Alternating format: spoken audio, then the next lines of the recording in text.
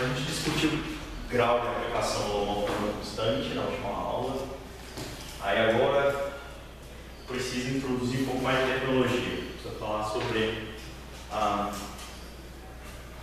o espaço tangente, assim, vetores tangentes da superfície de Riemann, e sobre um negócio que vai ter um papel muito importante para o que segue, que são formas neuromórficas. Então, a gente fala sobre o espaço tangente. É bem bacana, eu acho que talvez algumas pessoas sabem bem desse assunto, mas eu vou tentar. Vai ser um pouquinho diferente do que talvez vocês encontraram, quem já encontrou esse assunto. Então, a ideia é a seguinte, pessoal: a ideia é descrever de algum jeito tem uma superfície de Riemann. Aí você pega um ponto na superfície de Riemann e você quer dar uma definição, quer descobrir o que é o espaço plano tangente a essa superfície neste ponto. Tudo bem? Porque imagina, se você está viajando ao longo dessa superfície por uma curva que passa por este ponto, você vai passar por este ponto com uma coisa que você quer chamar de sua velocidade, seu vetor velocidade. E este negócio, intuitivamente, deve ser uma direção tangente à superfície em algum sentido. Só que essa superfície é um objeto abstrato. Ela é um espaço topológico com algumas restrições sobre ele. Hausdorff, base numerável, localmente euclidiano, e mudanças de coordenadas são holomórficas, certo?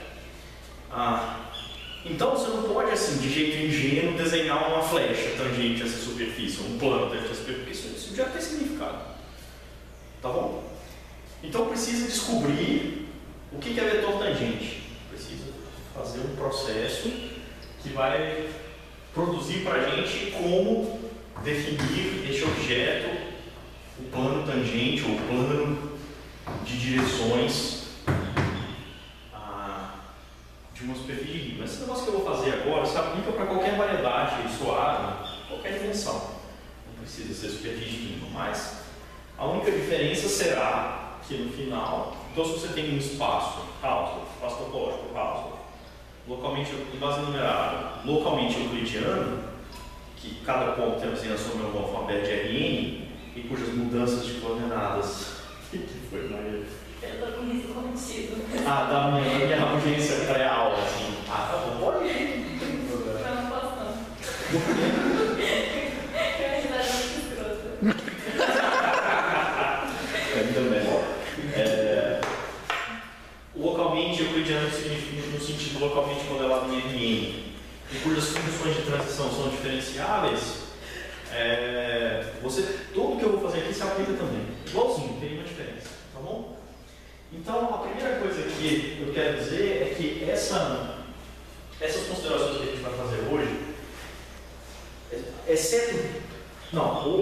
hoje sem exceção, elas vão ser sobre funções diferenciadas, elas não vão ser sobre funções holomórficas. Tudo bem? Obviamente, elas também se aplicam no caso do holomórfico, porque em particular o holomórfico é diferenciado. Tá bom? Então, eu quero lembrá-los, não assim por qualquer motivo, mas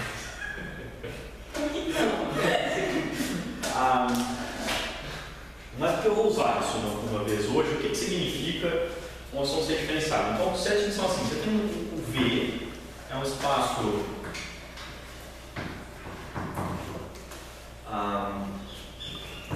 vou fazer C linear, pode trocar por L, que vai funcionar igualzinho, vou fazer C por conta das nossas necessidades específicas, dimensão finita. Pessoal, o espaço C linear é a mesma coisa que espaço vetorial complexo, tá bom? E aí você tem você põe uma topologia nesse espaço simplesmente pegando uma norma qualquer e colocando uma topologia dessa norma, tudo bem? Tá joia, pessoal? Com norma você define distância entre pontos, e isso dá origem com topologia. De fato, tudo que eu vou fazer aqui não importa qual norma eu tomo, porque normas neste espaço são todas equivalentes. Um fato que você deveria provar se você nunca provou na sua vida. Assim, precisa saber como se prova isso. Eu não vou provar. Então, essa topologia é chamada topologia linear. Topologia que vem de qualquer norma neste espaço. Eu pressuponho essa topologia em tudo que eu vou falar a partir de agora. Tá bom? Então, eu tenho um aberto neste espaço e uma funçãozinha deixa aberto para cima.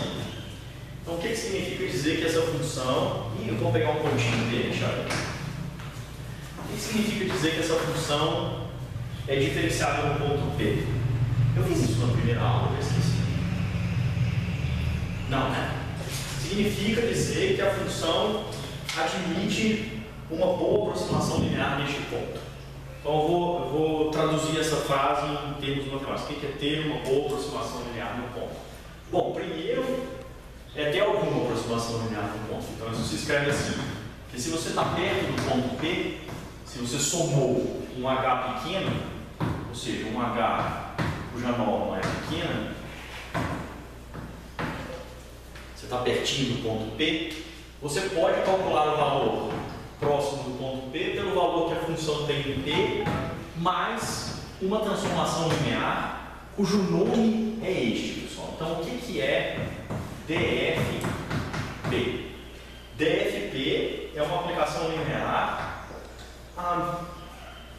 Até que aqui, deixa eu fazer uma coisa um pouquinho mais geral. Eu vou pegar dois, eu não vou fazer C aqui, eu vou fazer qualquer espaço.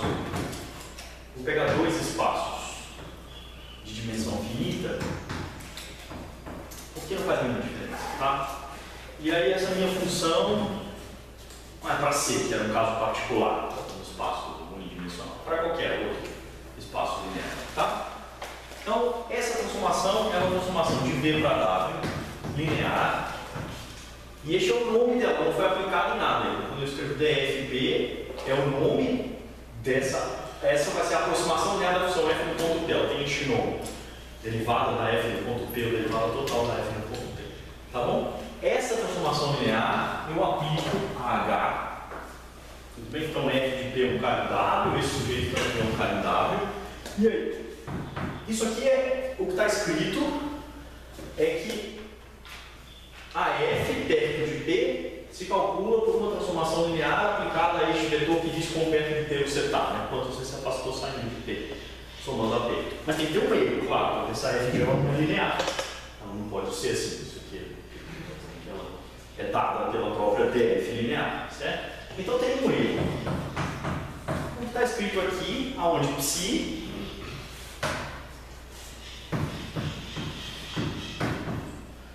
toma valores em dado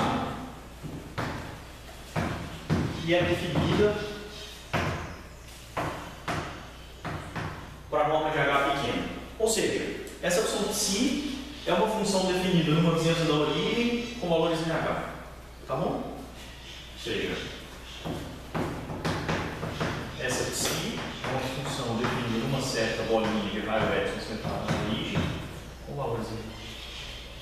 Então você diz que a função f é diferenciada no ponto P quando existem essa transformação linear e essa função psi, satisfazendo as seguintes tais, que essa fórmula é válida para todo H nessa bolinha, para todo H pequeno.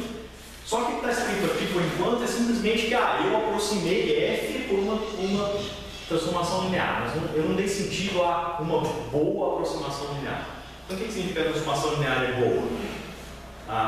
Significa que essa função psi vai para zero mais rápido do que h. Ou seja, quando você se aproxima do ponto P, diminuindo h, o erro que você comete está indo para zero mais rápido do que você consegue ir para h, para P. Tudo bem? Quando h vai para zero, ou seja, quando P mais h tende a P, o erro tende a zero mais rápido do que o módulo de h. Então isso é a definição de ser diferenciável no ponto P. Então f é diferenciável no ponto P se existem, né? Então f é diferenciável em P se existem DFP e psi tais que essa fórmula vale para todo H onde psi é definida, a DFP é linear e este limite é zero. Tá bom? Essa definição de diferenciabilidade num ponto. Você diz que a função é diferenciável em todo aberto, quando para todo ponto, se do aberto, essa condição é válida. É diferenciável em todo ponto do aberto. Tá? Dá para entender essa definição escrita assim, no canto da lousa, para cima? Dá? Tá bom. Então, na verdade, eu não quero colocar muita ênfase nisso daqui, mas essa definição, este negócio se chama a derivada da f no ponto P, ou a derivada total da f no ponto P. Se você colocar uma base aqui e aqui, então essa transformação linear vira uma matriz, né? Porque quando os seus dois espaços vetoriais têm base, você pode escrever a transformação linear nesta base. Tudo bem? Como você faz? Você aplica a transformação linear ao iésimo elemento da base de V e escreve isto na base de J, e o jésimo elemento deste negócio que você escreveu é o elemento AJI da sua matriz. Tá? Todo mundo sabe isso. Como escrever a transformação linear na base. Aplica a um elemento da base aqui, escreve na base lá, pega os coeficientes e põe na coluna da matriz. Faz isso para cada elemento da base aqui, você vai ganhar a matriz deste cara. Para que eu estou falando isso? Para dizer que se você identificar esse seu V e W com RNs, são espaços vetoriais, são 6 espaços vetoriais, particular são N espaços vetoriais, tá bom? E tomar aquela assim chamada base canônica, essa matriz vai ser matriz jacobiana. Ela vai ser matriz das derivadas espaciais da função do ponto. Tá bom? Então, se você identificar este seu pessoal com RNs e tomar as bases canônicas aqui e lá, a sua função f agora ela é uma coleção de n funções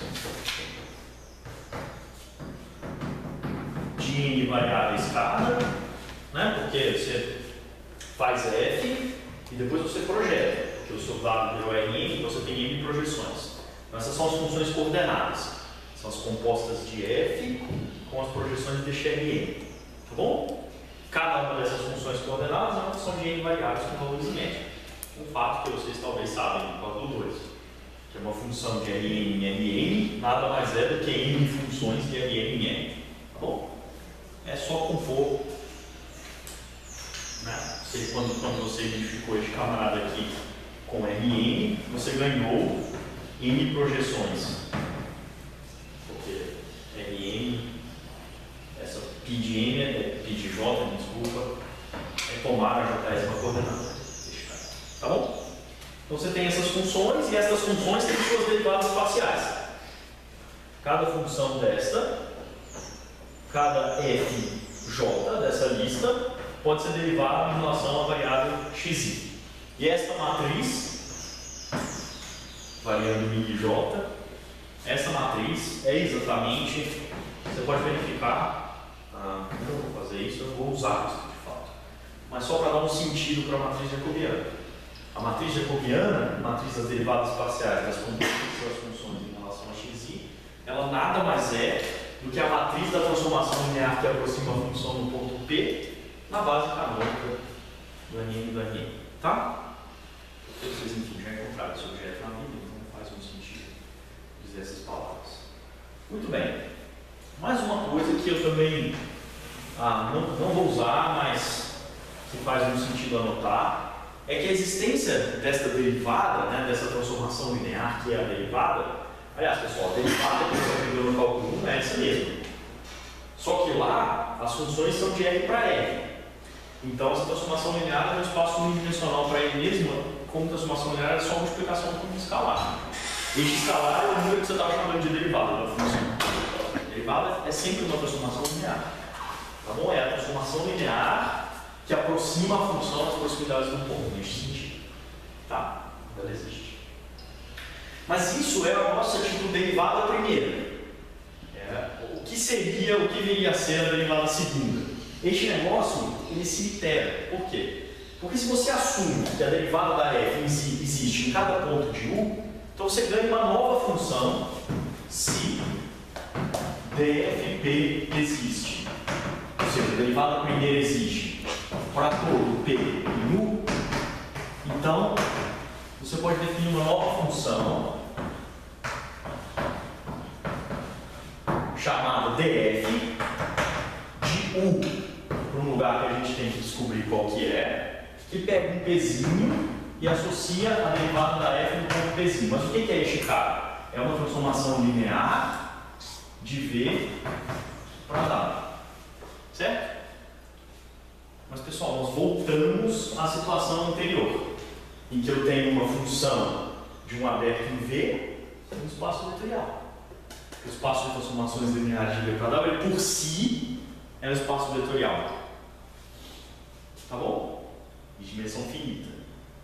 Então, você pode de novo perguntar se esta função, você está nesses mesmos settings aqui. Função de um aberto em V para um certo espaço linear. Função de um aberto em V para um certo espaço linear. Você pode se perguntar se esta função tem derivada. Tudo bem? Ou seja, se existe uma transformação linear num certo ponto, não sei, P de U, linear de V para este rapaz. Quando ela existe, ela é a derivada segunda da minha f no ponto. Só que tem uma maravilha que transformação linear. Isso é um bom exercício na álgebra, pessoal. Na álgebra linear.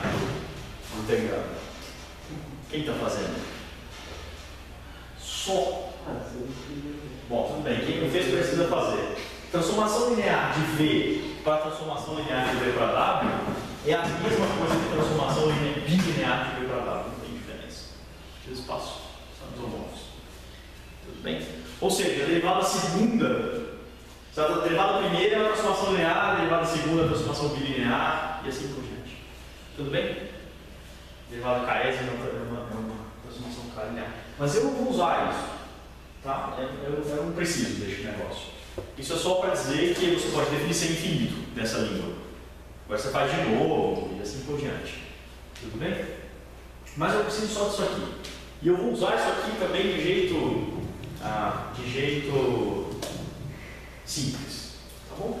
Mas então temos uma definição do que significa função diferenciada, o que significa função sem infinito, no nível linear. Muito bem. Agora eu quero começar a falar sobre espaço tangente. Como descobrir um jeitinho de definir espaço tangente a variedade, a superfície de linha.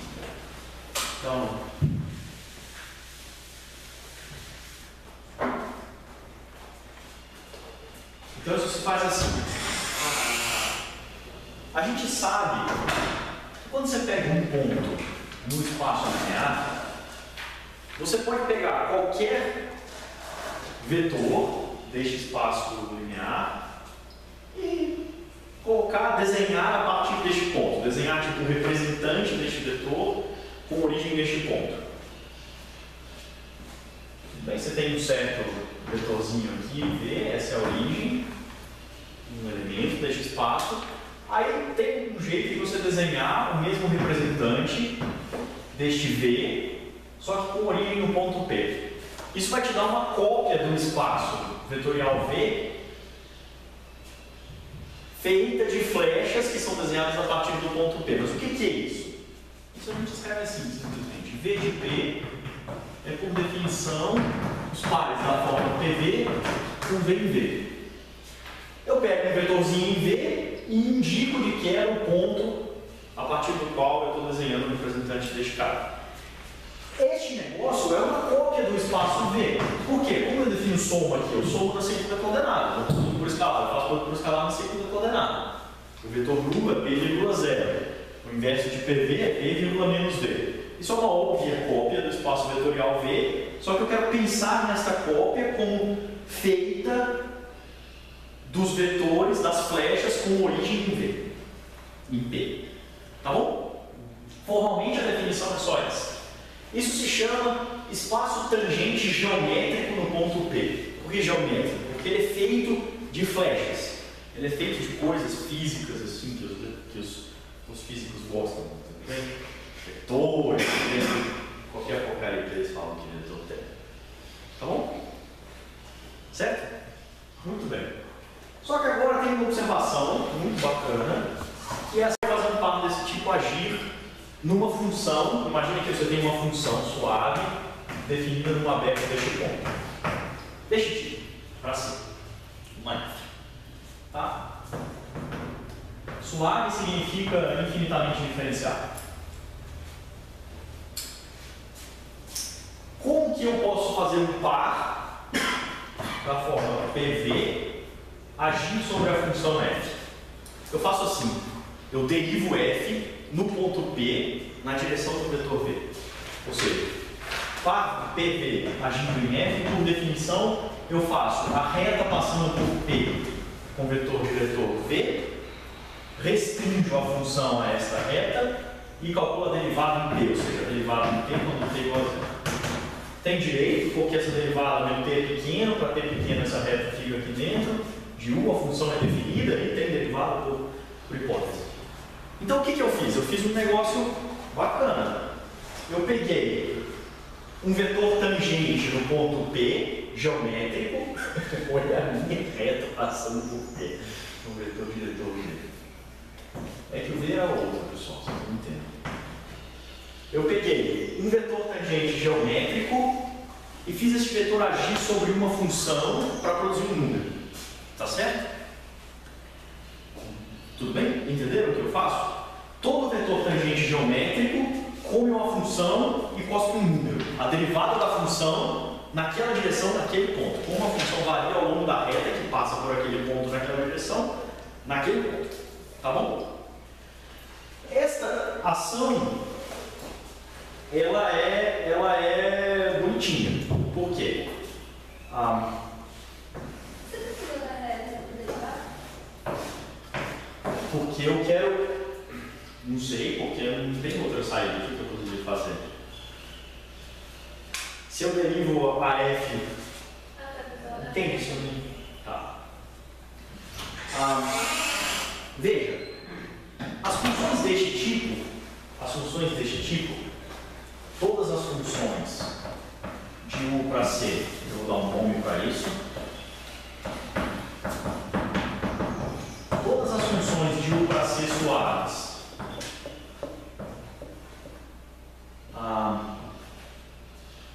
formam, de fato, uma álgebra. Por quê? Uma álgebra sobre C. Por quê? Porque eu posso somar duas funções desse tipo somando ponto a ponto. Como é que eu somo duas funções aqui? O que é F mais G calculado no ponto Uzinho de U? É simplesmente calcular F no ponto U, esse é um número complexo, calcular G no ponto U, esse é um número complexo, e somar. Tudo bem? Como que eu multiplico a F por um número complexo? Eu simplesmente calculo a F no ponto U e multiplico este número complexo chamado F por C.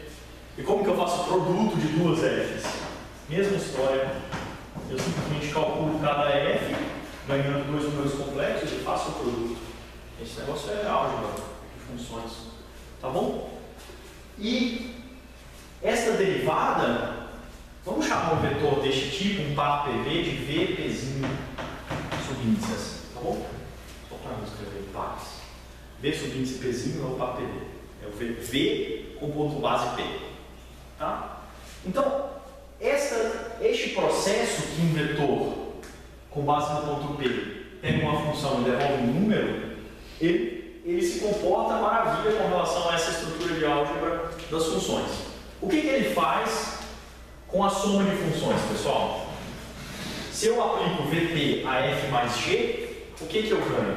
Essa derivada é linear, essa derivada do cálculo 1, uma função de uma variável. Tudo bem?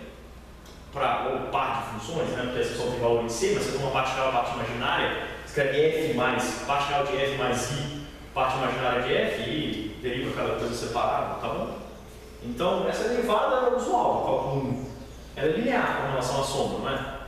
Então, se eu faço derivada de F mais G, isso é DDT de F disso mais G disso, pela definição de soma, que é a soma das derivadas. Então, VP de F mais G é VP de F mais VP de G. Porque DDT é linear. Tá bom? Do mesmo jeito, VP de um número complexo vezes F é C vezes VP de F. Oba! Esta operação, cada VP induz uma transformação linear deste espaço, que é vetorial, tudo bem? Para C. Tudo bem? Então, disso daqui segue que cada VP, você pode enxergar VP como uma função daqui para cá, linear. Cada vetor geométrico no ponto P come uma função suave, cospe um número complexo e é linear. Quando come a soma de funções, dá a soma, quando come o produto por escalar, dá o produto por escalar.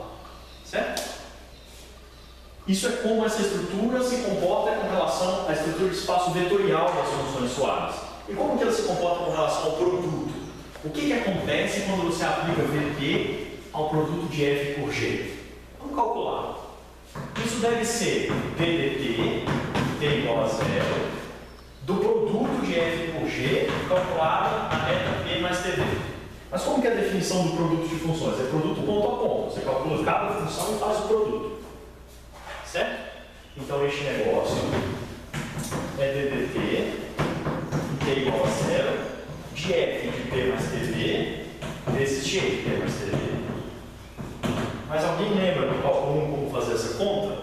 Você faz esta em T igual a zero vezes a derivada desta, mais esta em T igual a zero vezes a derivada desta, é a regra do produto. Tudo bem? Então isso daqui nada mais é do que esta função em T igual a zero, ou seja, F no ponto P, tudo bem? Ok? Vezes DDT de G, mas DDT de G é isso. Mais G no ponto P, bom, enfim, pouca comutativa, posso fazer qualquer hora que eu quiser, vezes DDT da F, mas DDT da F é isso. Ou seja, VP do produto é a primeira no ponto vezes a derivada da segunda, mais a segunda no ponto vezes a derivada da primeira. Isso se chama regra de Leibniz. É um nome. Esse negócio se chama regra de Leibniz.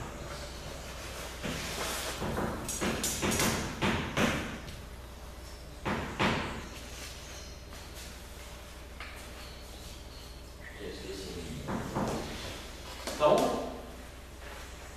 em outras palavras, pessoal, o que eu estou tentando fazer aqui? Eu estou tentando dizer que um vetor geométrico, o cara, o que eu quero? Eu quero esquecer este sujeito, porque lá no meu perspectiva de língua não tem sentido, o geométrico, a flecha. Eu quero trocá-lo por outro conceito. E eu estou aqui neste mesmo caminho. Eu anoto que toda vez que eu pego um vetor geométrico, ele dá origem a uma transformação linear de funções suaves definidas num aberto em torno do ponto P para C, que satisfaz a regra de Leibniz. Só que agora eu vou mostrar um negócio impressionante. É que na outra direção isso também é válido. Se eu pego uma transformação linear deste tipo, que satisfaz a regra de Leibniz, ela é necessariamente uma derivação com relação a um vetor tangente específico. Ou seja, não existe diferença entre flecha no espaço vetorial e derivação no ponto. Tudo bem? E é isso que eu vou provar agora. Eu vou provar que eu posso substituir a noção de flecha no ponto pela noção de derivação no ponto. Para não ter essa dependência chata neste aberto 1, eu vou tomar germes. O que eu vou fazer? Ao invés de tomar funções no aberto U específico, eu vou tomar germes de funções no ponto P.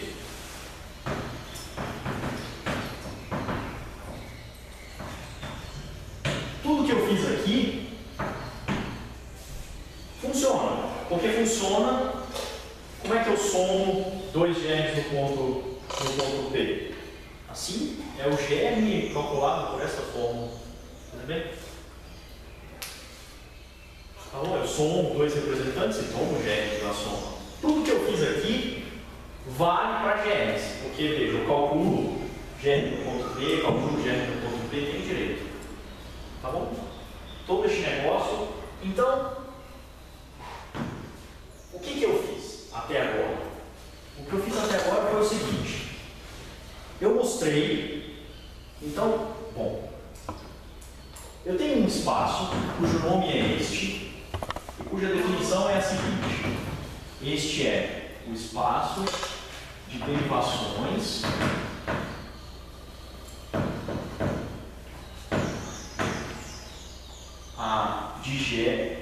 derivações de elementos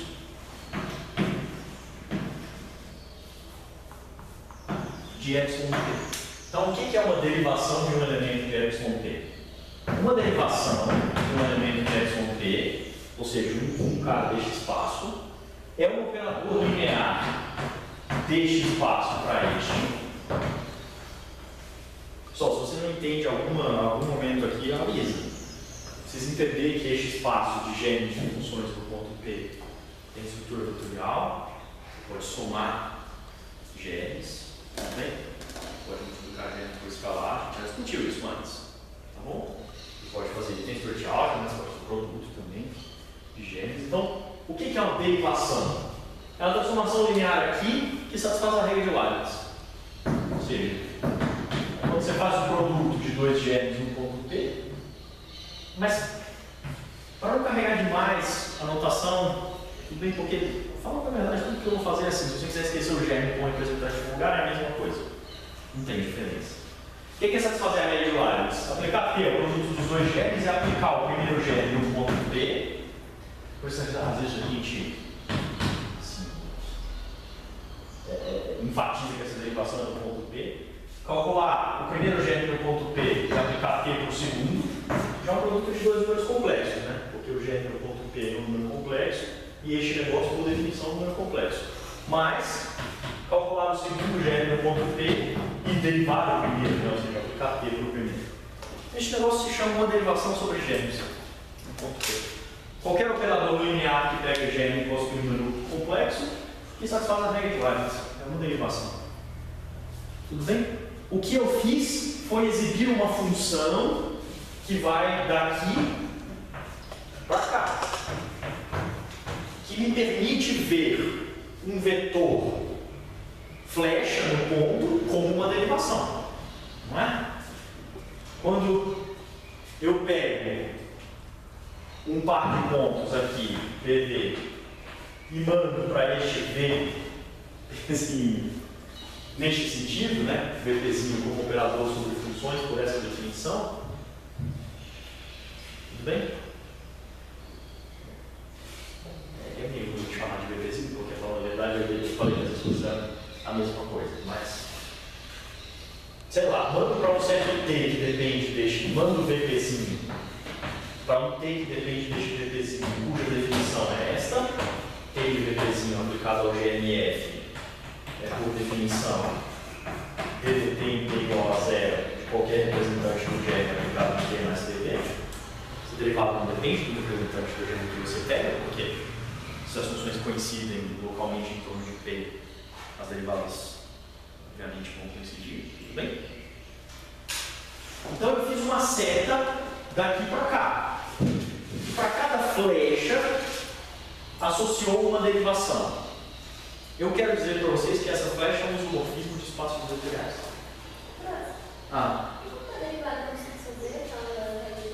Não, isso aqui é por definição. Isso aqui é por definição, tá ok. Não, uma derivação por definição é uma transformação linear satisfazendo a regra de Leibniz. Isso é a definição de derivação. Tudo bem? Então, T aqui é, por definição, uma transformação linear tal que a regra de Leibniz é satisfeita. Então, quando eu tenho um vetor tangente geométrico, eu tenho uma transformação linear que satisfaz a regra de Leibniz. Então, todo vetor geométrico dá origem a uma derivação. O que é surpreendente é que essa aplicação ela é sobrejetora. Ou seja, toda derivação vem de um vetor geométrico verdadeiro. que ela é injetora, bom, primeiro vamos anotar que ela é linear. Este é espaço vetorial, este é espaço vetorial. Vamos ver que essa transformação é linear. Por que essa transformação é linear? Não é tão óbvia, por isso que eu estava fazendo aquela coisinha lá do começo. Se eu somo, então vamos ver que essa função, vou dar um nome para essa função, psi. Vamos ver que psi é linear. Então se eu somo, se eu tenho V no ponto P, somo com W no ponto P, e aplico para F, e mando para o psi, né? Ou seja, faço T dessa soma, por que este negócio é psi de V mais psi de W? Vamos calcular. O que é T desta soma aplicada a uma função arbitrária? É a derivada em T igual a zero. Como é que eu faço a soma, pessoal, de VP mais WT? A soma de VP mais WT é somar V com W e tomar certo no ponto P. Definição de soma. Não é como que eu somo aqui? Eu somo essas duas coordenadas só. Tudo bem? Então eu calculo a derivada da função f na direção de V mais W. E eu preciso provar que isso é a derivada de f na direção de V mais a derivada de f na direção de W. De onde vem isso, pessoal? Por que diabos eu quero provar isso daqui? Eu quero provar que isso é igual a esta derivada mais esta derivada.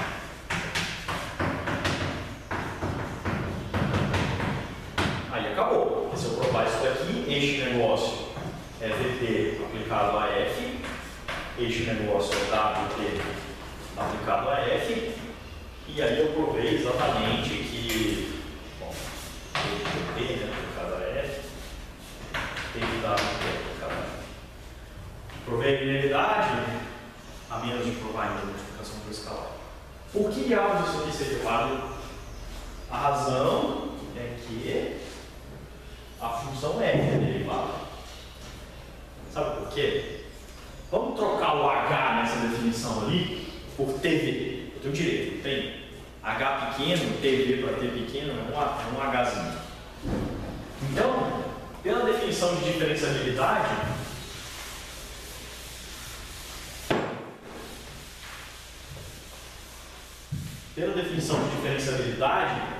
f de t mais tv é igual a f de p mais uma certa transformação linear aplicada a tv mais psi aplicada a tv, para t pequeno.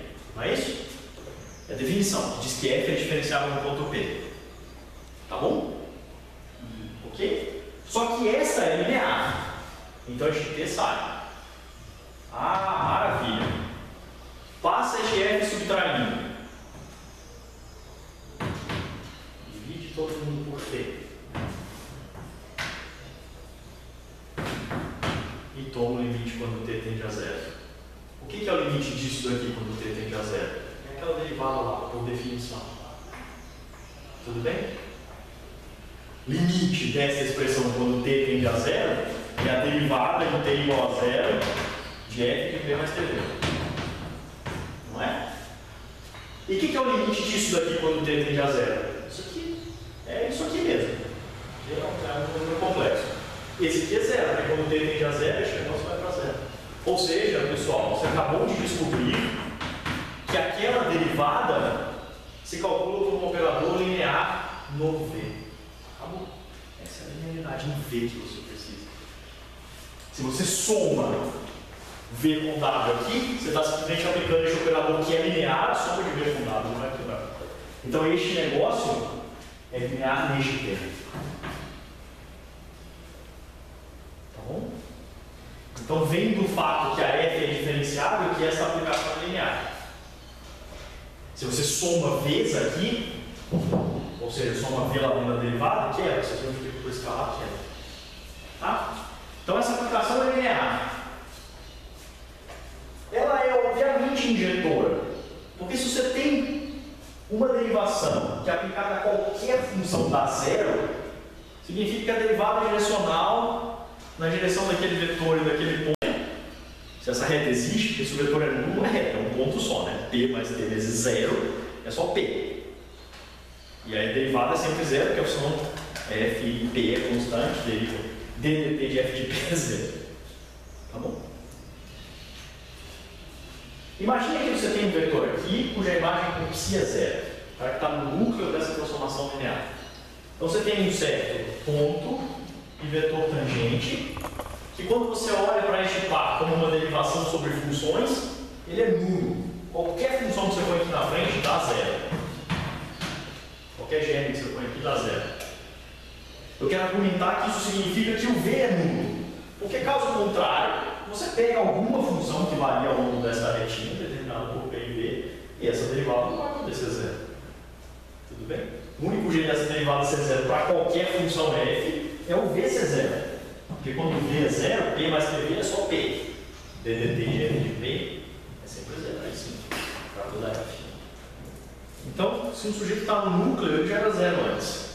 Essa aplicação é obviamente injetiva. O grande mistério é porque essa aplicação é sobrejetor.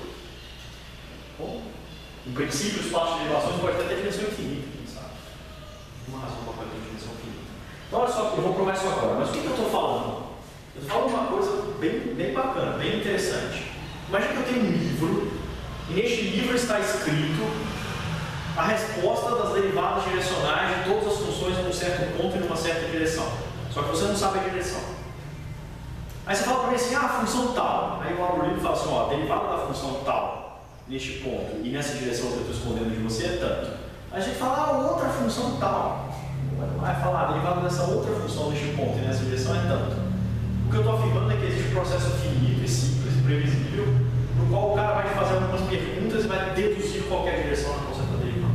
Então, se você informar para esse sujeito a derivada direcional de algumas funções no ponto, ele pode te dizer em qual direção você está derivando. Ou seja, qualquer derivação é derivação numa direção. Qualquer derivação vem de uma direção física. Qualquer operador que deriva funções num ponto, que é linear que satisfaz a lines, é derivação direcional na direção de uma função concreta. Tudo bem? Ou seja, esses espaços são isomórficos. Não tem diferença entre ponto e vetor tangente e derivação sobre funções. Me responde, ponto define espaço dentro da superfície de Lie. Derivação sobre gêmeos de funções. Calma. Lá tem gêmeos de funções, tem derivações. Tudo bem? Você não precisa escrever nenhum vetor tangente. Ele vai funcionar maravilha. Então, eu preciso provar que essa aplicação é sobrejetora. Dada uma derivação arbitrária, eu preciso descobrir quem é o vetor V, explicitamente, quem é o vetor V, cuja imagem por si é essa derivação, em qual direção eu estou derivando. Esse negócio parte de uma filosofia muito útil, que é a filosofia de trocar o objeto pelas funções. Funções são coisas mais úteis, porque elas expressam as relações entre as coisas. Funções expressam relações entre objetos. Bem? O objeto em si não tem muita existência. Tipo, é a mesma coisa que perguntar. Sabe, você não tem essa sensação meio tipo, mas ele está dizendo uma flecha lá, e o que é essa flecha? Enfim, essa flecha é um ponto, um elemento do espaço vetorial. Por um lado, isso não tem essa coisa, mas você estou brincando, mas entenderam? Assim, o objeto em si não tem muito sentido. O que é um elétron? Aí você vai começar a responder assim: um elétron é uma coisa que interage com outras coisas desse jeito, daquele jeito, essa é a melhor resposta que você pode dar. Você não pode dar uma resposta que não diz porque. O que é o elétron? Como você pode perguntar para o elétron quem que ele é? O elétron, quem é você? Fazer um experimento com ele, ou seja, perguntar para ele como ele interage com outras coisas. Nossa descrição de objetos que a gente sabe fazer única é essa. Para descrever um objeto, a gente descreve como ele interage com outros objetos. Então, assim, roubando para a matemática essa ideia, é melhor não lidar com o objeto, é melhor lidar com a interação entre o objeto, é melhor lidar com objetos, com funções. E a gente está fazendo isso aqui, nós estamos trocando um espaço de derivações físicas por um espaço de operadores, de funções. Uma derivação é uma função, que como função eu posso ter número, é um operador. E este cara funciona na generalidade maior, esse cara já funciona no nível de superfícies, de variedades e assim por diante. Tá bom? Então vamos provar sobre a intimidade deste negócio. um teorema.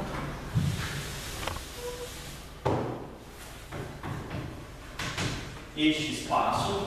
Só depois a gente vai fazer uma outra coisa muito linda assim. Essa já é bem linda, não? Ninguém acha. Não, imagina que coisa. Bom, vamos provar na outra aula. Vamos provar que aquela operação é o zoom. Já provamos que ela é linear, já provamos que ela é injetora. Resta provar, essas coisas são fáceis. Bom, que é linear não é tão fácil. Resta provar que ela é sobrejetora. Tá? Então pego uma derivação.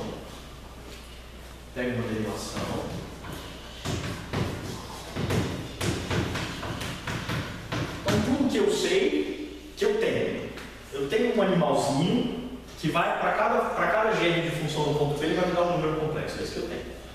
Tá bom? Eu tenho um sujeito que me diz isso. Eu preciso concluir no final que, olha, o que esse cara está fazendo, ele está derivando esses germes neste ponto, nesta direção explícita. Tudo bem? Então, pega uma função, um germe de função, vai.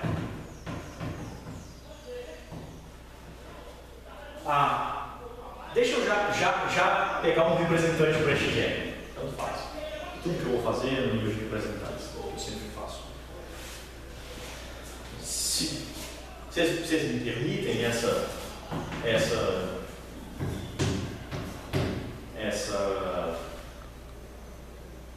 coisa, tipo, usar a mesma letra para o germe e para o representante? Então veja, o que é a função f? Este T é muito perigoso, porque eu tenho P mais TV, por outro lado eu já estou usando este T. Vou usar esse V lá por dentro. Bom, sei lá, espero que eu não vou fazer nenhuma coisa estranha. Então veja, se eu tenho um certo pontinho, sei lá, x, eu posso calcular f de x do seguinte jeito: perto de p, x suficientemente próximo de p para este representante, para tudo que eu vou escrever fazer sentido para este representante do gênero. Então eu calculo f de p, só o que eu vou fazer aqui é uma forma escondida de um negócio que chama lema de Hadamard. Então se você pensar, rapaz, de onde o rapaz tirou isso, assim, não foi da cartola, foi do lema de Hadamard. O lema de Hadamard substitui boa parte das coisas que você quer, onde você quer usar a expansão de série Taylor. Quer usar a expansão de série Taylor, o lema de Hadamard é um negócio mais simples que substituir, tá bom? Às vezes. Isso aqui que eu vou fazer, não precisa nem saber o lema de Hadamard, nem série Taylor, não precisa saber nada, só precisa explicar o comum.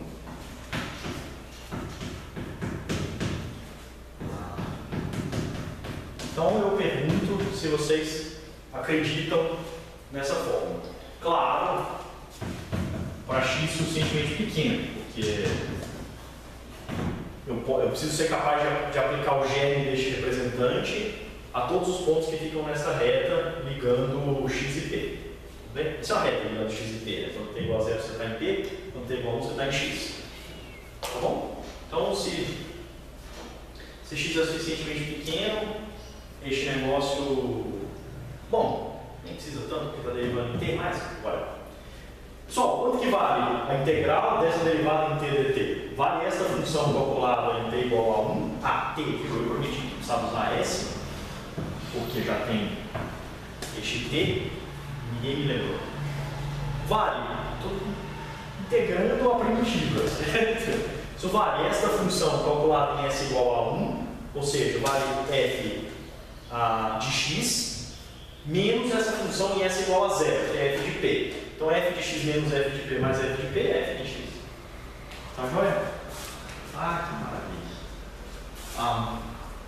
Mas então, f de x é igual a f de p mais integral de 0 até 1. Agora pensa bem, como que eu derivo esta função? Eu derivo essa função, então agora eu vou fazer o seguinte: eu vou identificar o meu v com Rn. Ou seja, eu vou escolher uma base para o meu v. Identifiquei meu v com Rn. Quando eu faço isso, essa derivada se faz assim: eu derivo esta função com relação a xi, essa função já é uma função de ln em C ou em N2, se você quiser. Tudo bem? Eu derivo essa função. Tudo que eu estou fazendo aqui, você pode pensar que a função tem valores em R. É só quebrar esse negócio em F1 mais F2, parte real mais parte imaginária, tá bom? Tudo que eu estou fazendo, você quebra essa função, só que escrever isso é verdadeiramente desnecessário. Tá bom? Pensa, se quiser que a outra função tem valores em R, depois se convence que quando ela tem valores em C, todo esse argumento passa quebrando em real mais imaginário. Porque real mais imaginário é derivado e integrado é separado. É integral do real mais I vezes integral do imaginário. O argumento vai para essas duas funções agora com valores em R. Tudo bem? Então, quando eu escrevo derivado parcial, eu sou derivado parcial de fato da parte real mais I vezes derivado parcial da parte imaginária. Tá. Pode pensar que função tem valores em R. Então eu derivo essa função em xi neste ponto, é a regra da cadeia, né? A minha função é a função de n variáveis, x1, xn. Como que eu derivo ela em relação a S? Eu derivo, regra da cadeia, né, pessoal? Derivo a função em relação a cada xi neste ponto e derivo essa coisa em relação a S. E faço o produto. A derivada dessa coisa em relação a S no ponto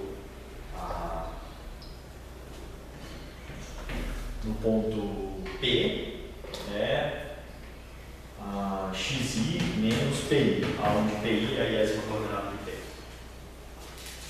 Tudo isso desce. Eu não fiz aqui nada além de aplicar a regra da cadeia. Tem que somar. E esquecer de somar, claro. Posso somar já fora da integral?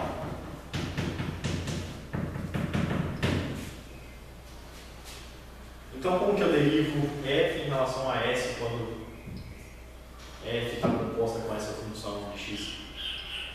Eu derivo f em relação a xi e derivo a iésima entrada deste negócio aqui em relação a s.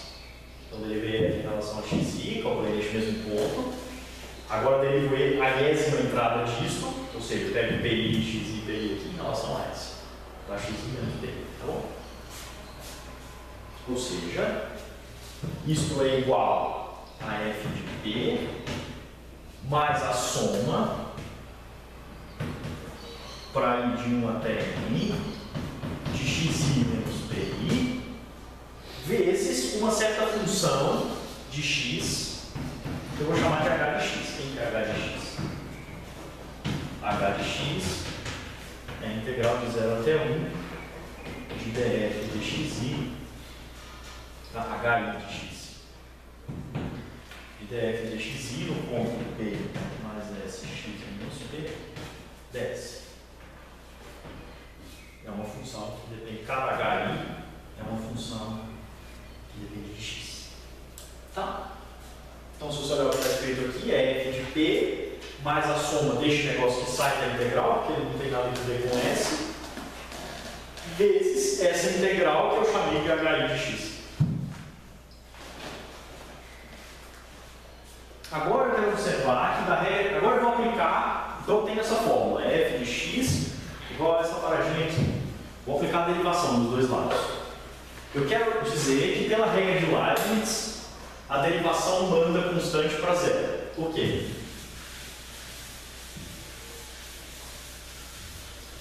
Porque se eu pego a função que manda todo mundo para 1, para o número 1, função constante que manda todo mundo para 1 e deriva essa função, isso é a mesma coisa que derivar o produto dessa função com ela mesma. Porque o produto dessa função com ela mesma é ela mesma. Tudo bem? Pela regra de Leibniz, isso é calcular a função do ponto, o vale 1, e multiplicar por p de 1, mais calcular essa função do ponto, vale 1, e multiplicar por p de 1. Provei que t de 1 é 0. Tudo bem? 2t de 1 igual a t de 1, t de 1 é 0. Mas então t de qualquer constante é 0 por linearidade. T de c vezes 1 é c vezes t de 1, que é 0. Ou seja,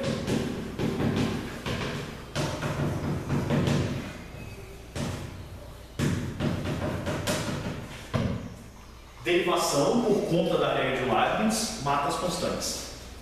Então, se eu aplico t para essa fórmula, eu fico com t aplicado a f é igual Então, T aplicado a F já é um número complexo, já é o resultado de aplicar T por germe dessa função.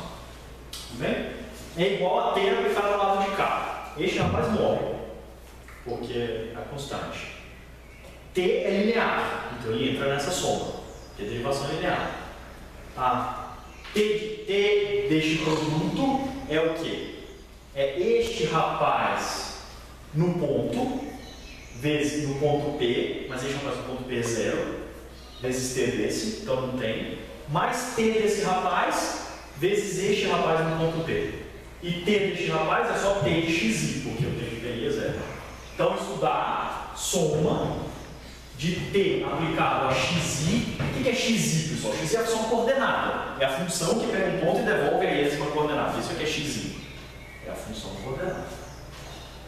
Vezes a função HI no ponto P. Mas vamos olhar o que é HI no ponto P. Substitui aqui o x por T. Isso aqui dá 0. Então este negócio não depende de S mais. Tudo bem? O que é HI no ponto T? Substitui x por T. P menos P é 0. Então essa função não depende de S mais. Então é a derivada da f em relação a x no ponto P, que sai da integral, vezes a integral de ds, 0 até 1, que é 1. Então isso daqui é exatamente igual à derivada da função f no ponto, com relação a xi no ponto P.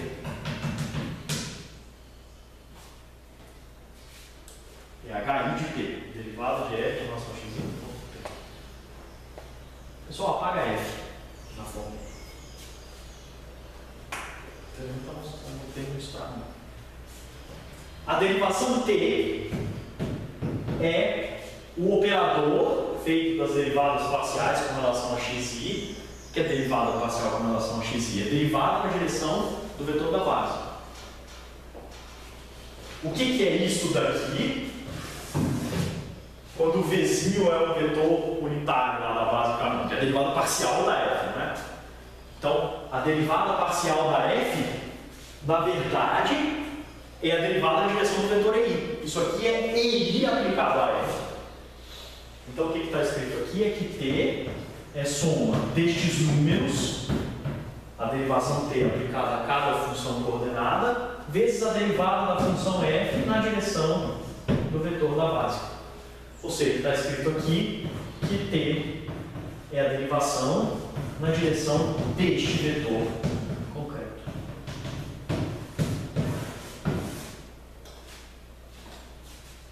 T é uma derivação, são vetor de Rn, não são números complexos, com coeficientes na frente da base canônica.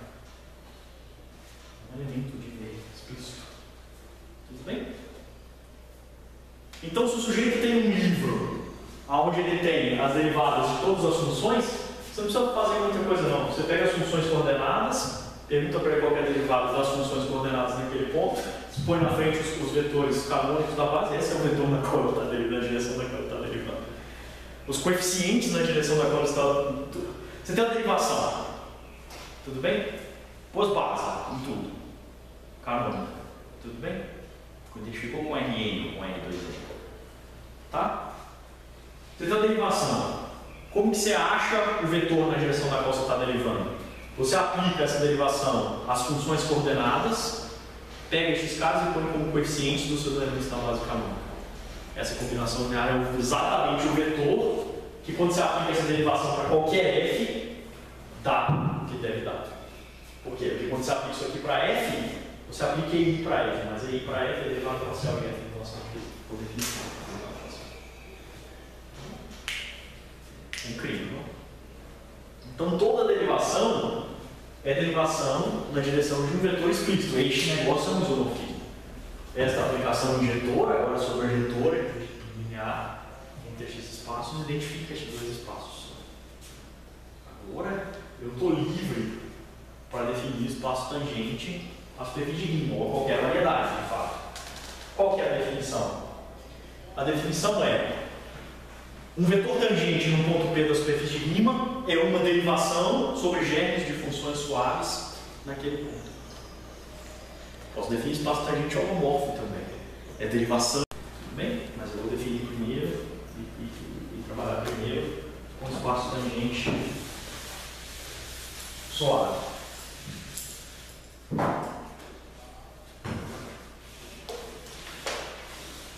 Então, definição. Tem superfície de Riemann ou qualquer variedade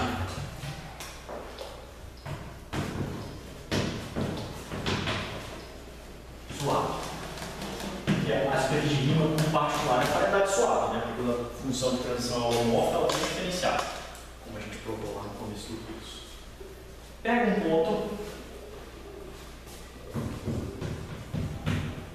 e denoto, sei lá, por epsilon de P, os germes de funções suaves da superfície com valores. Ou seja, pego germes de funções diferenciais. Por que eu não estou falando funções holomorfas, pessoal? Tem uma razão, porque eu quero esse espaço bidimensional mesmo, assim, sobre R, tá? Então, o que é função suave? O que é a função holomorfa? É a função cuja expressão em cartas é holomorfa. O que é a função suave? É a função cuja expressão em cartas é suave, é diferenciada no sentido que a gente falou no início dessa aula. Tá bom? Então, o espaço tangente a x no ponto P, por definição, é o espaço de derivações no ponto P sobre germes de funções suaves. Está claro o que isso significa? Cada elemento aqui, isto é, cada elemento aqui é tal que ele pega um germe de função, devolve um número complexo, é linear e são as regulares.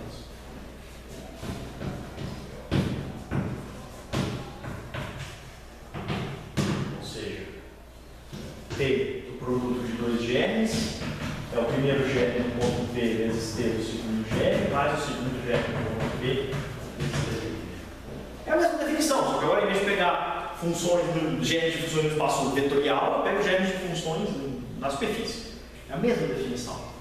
Mas agora você pode dizer para mim, mas rapaz, mudou, virou superfície. Talvez agora esse espaço tenha dimensão infinita. Não seria muito bom, né? O espaço tangente deveria ter dimensão 2, não a uma superfície. Se a sua superfície é um animal que na sua cabeça é bidimensional, qual grau de liberdade você deveria ter para sair de um ponto? Porque o espaço tangente é grau de liberdade tem que sair de um ponto, né? Quando você sai do ponto, você sai de uma direção tangente. 2. Então, precisa provar que este espaço vetorial, claro que ele é vetorial, claro que você pode somar derivações, pode multiplicar derivações por escalares, tudo tranquilo. Tá? Precisa provar que a dimensão dele é finita, melhor ainda, precisa provar que a dimensão dele é 2. E aqui entra aqui a gente vai colher os frutos deste negócio que a gente fez. É complicado, não é? Nós transformamos flechas, a pessoa nasce sabendo o que é, que qualquer menino na rua se desenha para você. Tudo bem? Apesar que eles sabem mais matemática do que você diz. Mas, derivações sobre germes de funções suaves, Deus me livre. Nós trocamos um negócio aparentemente simples por um certo monstro. Só que fazendo isso, eu quero dizer que não é só que a gente consegue definir o espaço tangente na superfície de Riemann. Todo o resto agora será mais fácil. Porque quando você põe o peso na ferramenta, quando a máquina é forte, o processo é simples. Tudo bem? Se você tem assim, tipo, 50 mil pessoas, cada uma das quais foi ensinada uma letrinha de como mudar uma tabela de criptografia, você tem que decodificar uma mensagem, vai demorar pra caramba. Porque a sua máquina é uma merda, vai ter que sair um carinha correndo assim, dizer para outro, organizar esse processo. Mas se você pôs isso no computador, que ninguém sabe como funciona, é muito complicado, tem semicondutor, então o processo é trivial. Aqui é a mesma história, o processo por si é trivial porque a ferramenta é sofisticada. Todas as ferramentas a partir de agora vão ser assim, a gente vai ter, não, isso não é muito bom. Se você sobreviver a essa mudança, o resto vai ser tranquilo, tudo bem? A gente vai ter diferencial antromórfica, mais ou menos no mesmo grau de complexidade. Então, olha, quando você tem essa definição de vetor tangente, a primeira coisa que cai na sua cabeça é muito boa. Funções não agem só em pontos. Você tem uma função entre duas superfícies de Riemann. Suave. O que ela faz? Ela leva ponto para ponto, ponto de x para ponto de y. Mas, isso aqui tem uma ótima notícia. Ela leva ponto para ponto, mas ela leva vetor tangente neste ponto, ou derivação neste ponto, para derivação no outro ponto. É grátis. Quando você tem uma função de x para y, e você tem uma derivação no ponto P, você ganha. Desculpa. Você tem uma função de x para y, você ganha automaticamente um operador, cujo nome é este, TP de f, que manda derivações no ponto P de x para derivações no ponto F de P de y. A definição é automática. Só pensa. Este camarada precisa pegar uma derivação neste ponto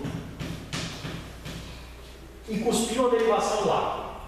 Se ele cospe uma derivação lá, ele precisa pegar uma função lá, um gene de função no ponto G de P, e devolver um númerozinho. O que eu faço? Eu componho f com g, que é o P original, que sabe como derivar. Minha função g está aqui, não está? Minha função f está aqui. Eu sei derivar a função de x para c no ponto P. Então, como que eu derivo a função de y para c? Eu componho com f e derivo s, que é x. Então, isso por definição é aplicar t para a composta de g. Isto vai dar uma derivação no ponto f de p, cuja definição é natural. Por quê? Porque se eu sei derivar a função saindo de x indo para c, no ponto P, e eu tenho a função de y para c, eu componho com essa e derivo a composta. Só isso. Dá um operador daqui para cá. Ele é linear, automaticamente. Tudo bem? Este cara é linear.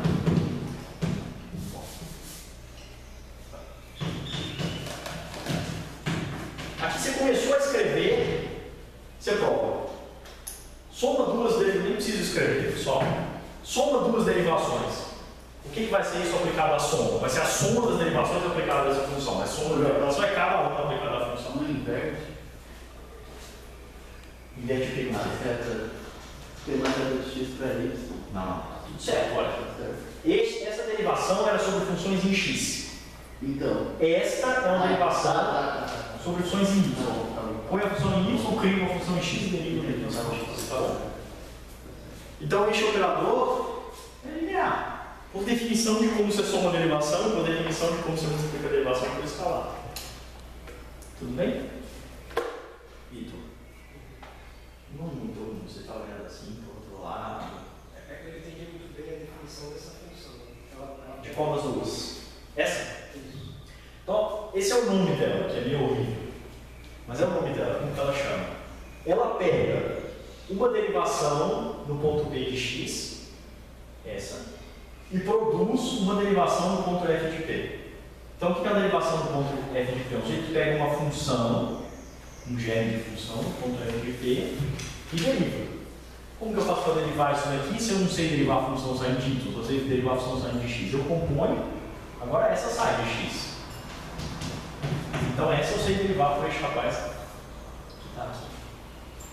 Tá?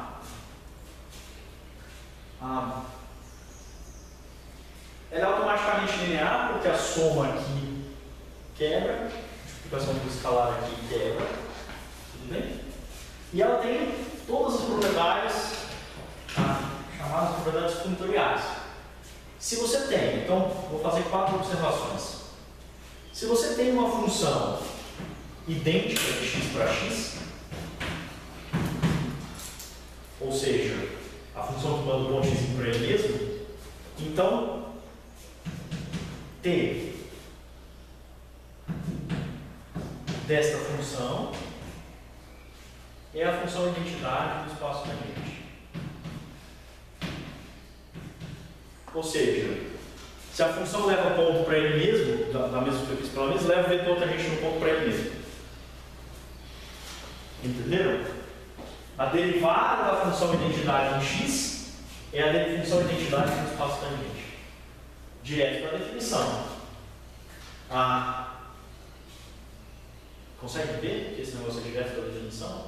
Porque como que se aplica este negócio? Imagina que essa função é a função identidade em x.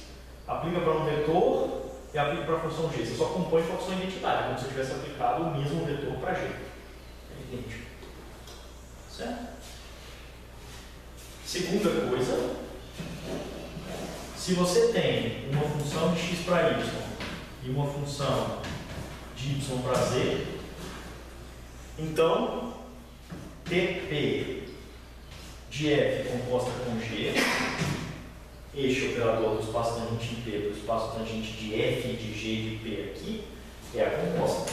Você faz T no ponto f de P de g, faz T dessa, depois de fazer T no ponto P de f. Então, T da composta é a composta das T's. Vamos verificar. Entenderam o que eu estou querendo, né? Eu tenho duas funções. Essa leva o vetor tangente aqui para o vetor tangente aqui. Só vou chamar a derivação de vetor tangente, eu tenho direito. De uma forma tem algum direito. Tudo bem? Ela leva o vetor tangente aqui para o vetor tangente aqui. E a derivada dessa leva o vetor tangente aqui para o vetor tangente aqui. Então, a composta leva o vetor tangente aqui para o vetor tangente aqui. Eu estou dizendo que ela faz isso por pedacinhos. Primeiro você leva o vetor tangente por essa, depois por essa. É a mesma coisa que levar pela composta. Vamos ver.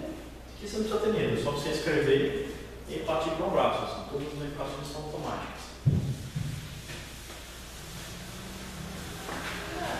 Oi.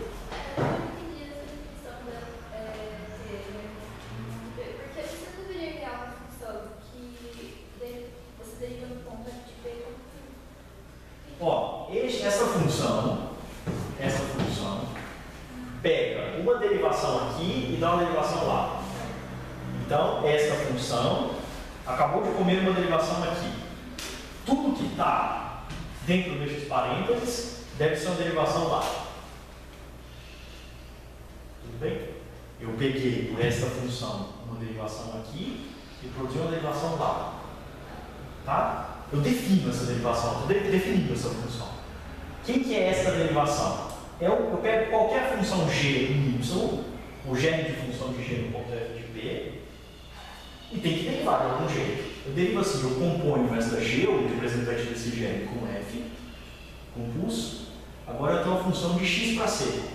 Nesta eu posso aplicar t, porque tem uma derivação sobre germe de funções de x.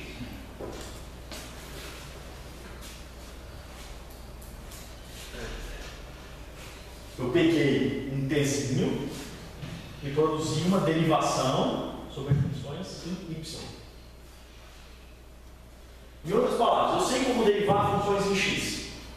E tenho f de x para y. Então eu sei como derivar funções em y. Dada a função em y, eu acompanho com f de uma função em x e aí eu derivo. Certo? Como você opera a derivada em y? Veja, eu sei que toda vez que você me dá uma função aqui, eu sei derivar no ponto P. Tá bom? Mas se você não me deu uma função aqui, você me deu uma função aqui. Só que tem uma função entre x e y que foi fixada. Tudo bem? Então, como que eu fiz para derivar essa função? Eu fiz a composta.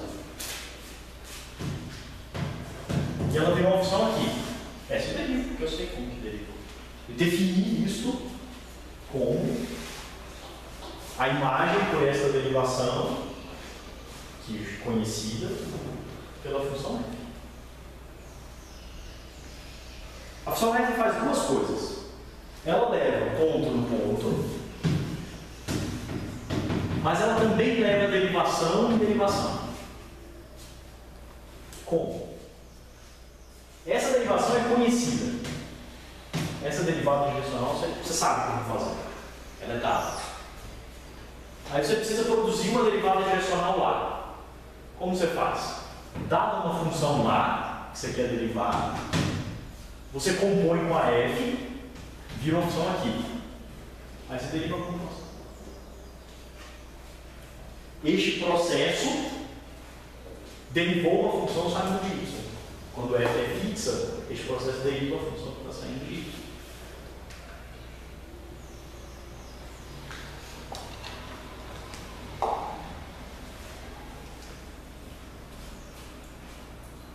Ok?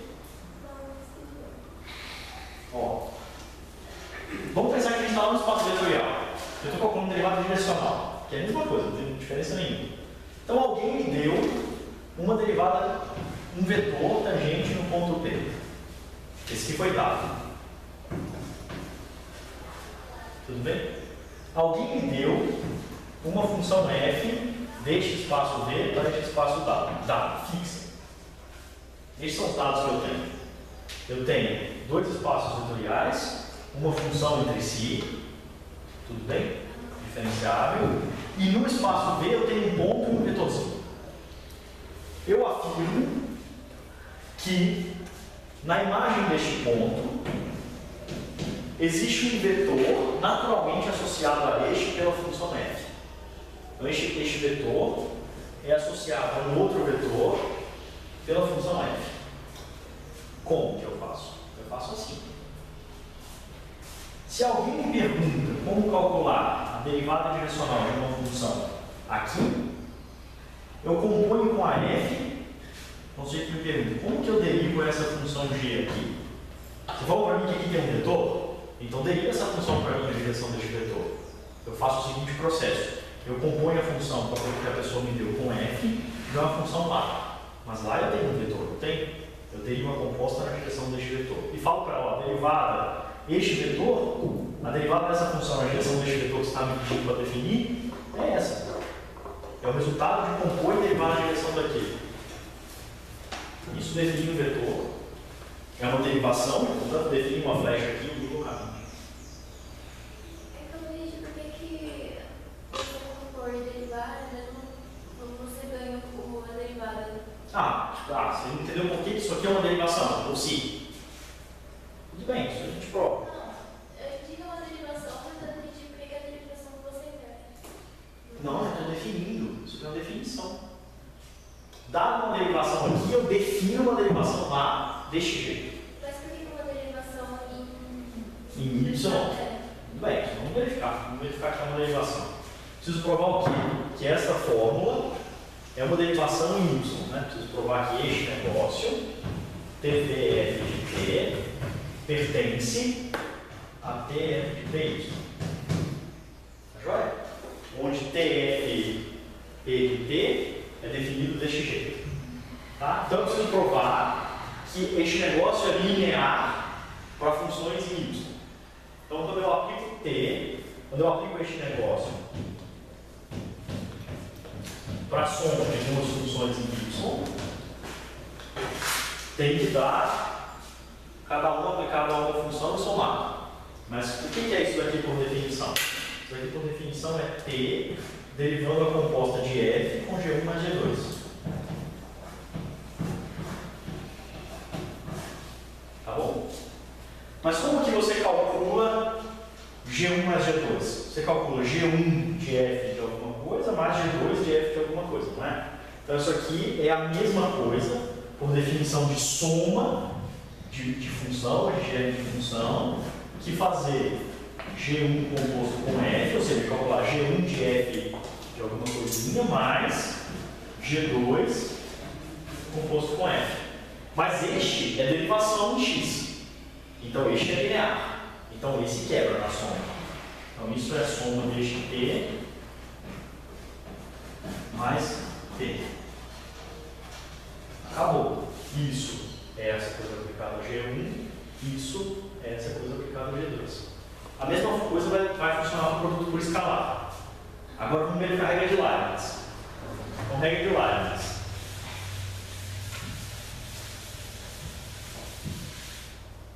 Aplico este rapaz ao produto de duas funções. Bom, melhor chamar G e H. Por definição, isso consiste em aplicar T a composta do produto de GH com F. Mas como que eu faço o produto? Se eu fosse aplicar isso aqui para um ponto, eu faria H de F. Então isso daqui, por definição de produto, é T de G vezes F composto com H vezes F. Porque é assim que eu defino vezes a G composto com F, H composto com F, e aqui é o produto. Porque é assim que eu faço o produto, né? Eu faço G de F vezes H de F. Mas esta é derivação. Então ela satisfaz a regra de Leibniz. Então ela dá esta composta calculada no ponto P. Desculpa. Assim, essa composta calculada no ponto P, ou seja, isso, vezes a derivada dessa. Mas o que é a derivada dessa? É isso. Tudo bem? Mais esta no ponto P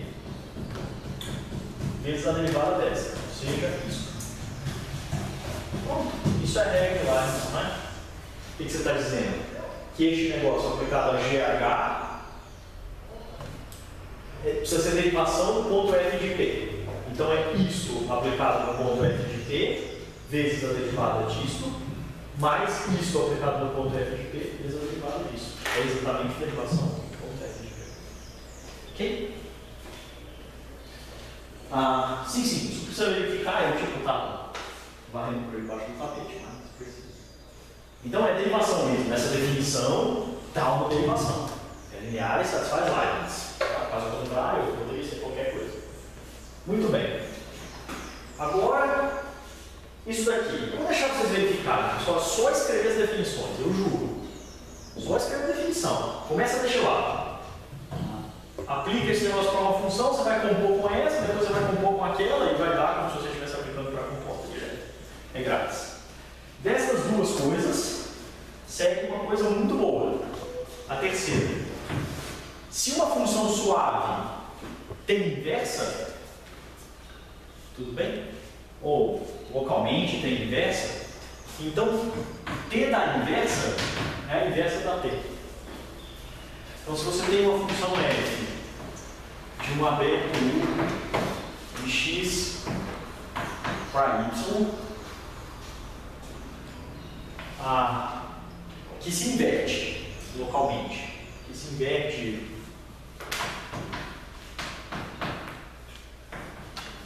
no F-1 existe e é suave, ou seja, pertence a x.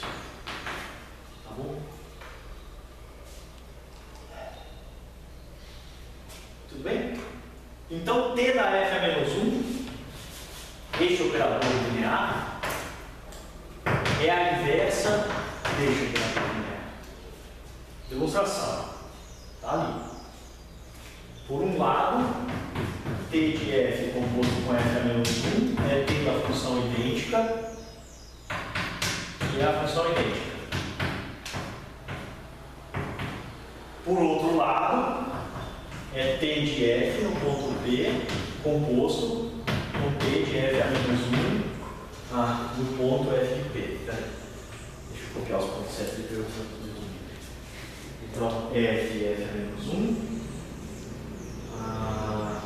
Então, o primeiro é aqui. Deixa eu fazer F menos 1F para ficar mais bonitinho. F menos 1F. Porque o primeiro ponto é o F de P e o segundo é P. Porque para a formulinha da composta. Então o que está escrito? Que T de F é menos 1, composto com T de F é 1. Aí você faz do outro lado. Tem que trocar F menos 1 primeiro. Sim. Mas enfim. Você não pode derivar F no ponto FP. Então a primeira. Eu não posso, tem que derivar o negócio no ponto certo, né? Porque eu tenho pontinho P. Eu não sei o que você quer dizer. Não, que está escrito a primeira é F menos 1 depois F. Você colocou F. Isso pode ser, isso garantido, tá errado. Não embaixo. A função Aqui menos 1, aqui é concordo. Isso eu concordo plenamente. Mas então o que está escrito? Que este operador é inverso deste, mas que? Aí você troca de lado, tá? Por que não chamar de derivada ao invés de TP? Para não confundir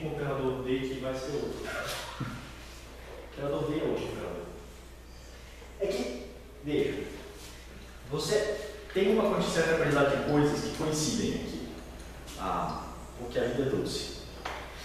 Por exemplo, este TPF, ele é aquele operador no nível linear, ele é aquele T. Bem, este rapaz, no nível linear, é aquele. Como você faz para mandar um vetor físico para outro? Você aplica essa matriz para o vetor físico, ganha o vetor físico. Essa operação corresponde a isso neste caso linear. Tudo bem? Só que aqui não tem essa matriz. Só tem localmente, via coordenadas. Mas essa definição é natural. E eu quero chamar este camarada assim porque D de uma forma vai ser Dzinho de F no ponto P, vai ser derivado exterior. Tudo bem? Vai pegar zero forma que é função e produzir um forma. Então Dzinho de F vai viver do dual neste caso. É por isso. Dzinho de F vai ser um elemento do dual, não uma aplicação de raiz. Tá bom? Pessoal, aqui está escrita a demonstração de que a dimensão do espaço tangente à superfície é 2 e o espaço tangente à variedade é n. Por quê? Porque a superfície é localmente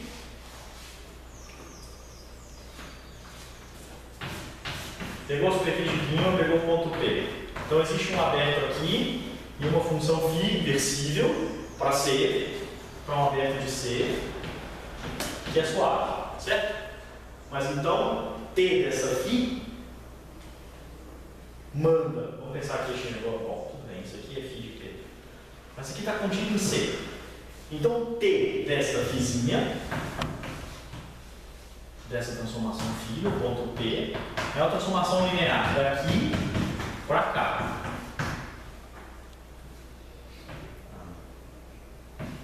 Não é? Mas este rapaz a gente já estudou ele hoje. Derivações num ponto de um espaço linear é a mesma coisa que flechas. Tudo bem? Este rapaz a gente já estudou, não? Espaço de derivações de funções em um espaço linear. Nós provamos que derivação no espaço linear e flecha no espaço linear é a mesma coisa, não? Provamos? Mas então é isomorfismo, porque essa função AK é inversível nessa vizinhança. E T de φ é inversível e a inversa é T de φ é menos 1. Então isso aqui é isomorfismo. Então este espaço é isomorfo a C. Ele é bidimensional no sentido real, unidimensional no sentido físico. Como deve ser. Tá bom? A carta local é inversível e o T da carta local é inversível. Portanto, faz isomorfismo entre as partes de derivações da variedade e as partes de derivações em C. As partes de derivações em C é C, é flecha. Eu teorema provado antes. Tá bom? Ou seja, nossa definição é maravilha. Um espaço tangente, de fato, é bidimensional real ou unidimensional complexo. Cópia de C.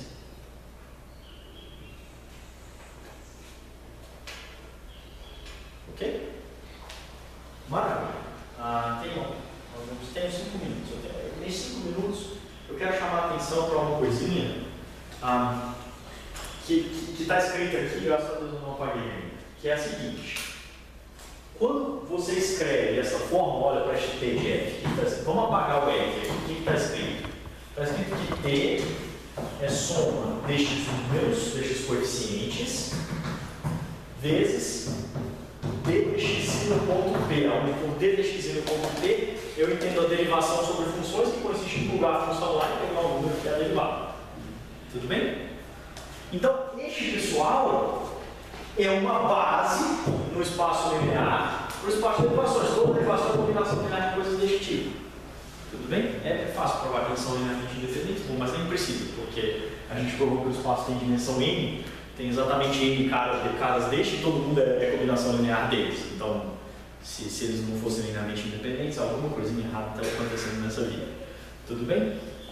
Mas é óbvio que eles são linearmente independentes, porque você tem uma combinação linear dx dxi, bota a função xi. Aí todas matam a função xi, exceto uma, aquele coeficiente é zero. Essa é a função xi. Todos os coeficientes são zero. Tá bom? Então, olha, este espaço ele tem como base ddx e ddy, essas derivações. Todo mundo é combinação linear, toda derivação é combinação linear da derivada direcional na direção de x e da derivada direcional na direção de y. Tá? Mas geralmente o espaço tangente a qualquer variedade em cada ponto é combinação linear das derivadas parciais naquele ponto. Como operador, você põe a função da derivada parcial e pega o número. Quando você escreve isso daqui, ó, tem exatamente uma derivação. O sujeito está pronto para pegar uma função e produzir um número, a derivada parcial dessa função naquele ponto. Tudo bem? Ok? Só a título de curiosidade, assim. O que está escrito aqui é um vetor tangente em um ponto. Por quê? Porque são coeficientes, números complexos, vezes derivações no ponto. Imagina que eu transformasse esses coeficientes em funções. Tudo bem? E essas derivações, assim, eu tirasse o ponto P. Ou seja, eu tenho um objeto que para cada ponto P associa este vetor tangente em P. Agora já são coeficientes e a derivação já é do ponto P. O que é isso? Como que chama esse animal? O que é uma coisa que para cada ponto dá um vetor tangente naquele ponto? É cada ponto, vetor tangente no ponto. Trocou um ponto, outro vetor tangente. Campo de vetores. Isso aqui, isso daqui, nada mais é do que um campo de vetores. Onde essas funções são funções do seu espaço assim. Para cada ponto, elas produzem um coeficiente na frente da derivação, que é a derivada parcial naquele ponto. O campo é suave, quando essas funções aqui são suaves. Então, estes animais são campos de vetores. O que alguém lá no cálculo 2 estava dizendo para você quando ele estava dizendo assim? Provaram isso? Teorema de Schwarz ou alguma coisa assim? Está longe. Ele estava provando que o computador destes campos é zero. Tinha uma operação natural entre campos de vetores chamados computador de campos. Isso aqui é exatamente, bom, a gente vai falar sobre isso depois, mas isso aqui é exatamente um jeito sórdido assim de dizer que na verdade esses campos comutam. Vai provar isso? Oi? Vai provar alguma coisa? Não, isso é simples. Não, você está fazendo o cálculo 2. Tá fazendo já? Ainda não. Deve ter falado, mas ninguém não puxou. Ninguém provou isso para você. Não, mas, pessoal, o que eu quero de hoje, assim, que você não esqueça nunca? Porque nós tínhamos uma tarefa complicada, definir o que é a direção tangente a um ponto, de fato, num espaço topológico com algumas propriedades. Tudo bem?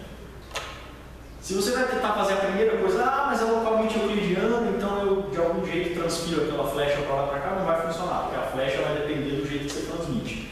Você tem uma carta em torno do ponto, outra carta em torno do ponto, a mesma flecha aqui vai subir para flechas diferentes, se você tenta definir assim, para uma estrutura local.